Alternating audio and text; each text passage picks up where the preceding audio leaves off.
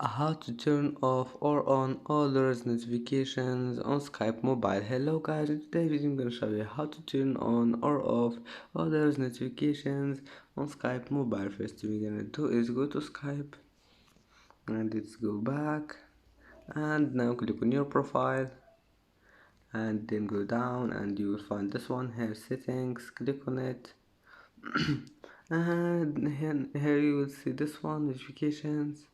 Click on it and then just go down and you will find this one, configure notifications. Click on it and here all you need to do just find this one, others, and click on it if you want to turn it off, and click on it again if you want to turn it on, and just go back and it will be saved. And that's it for today's video.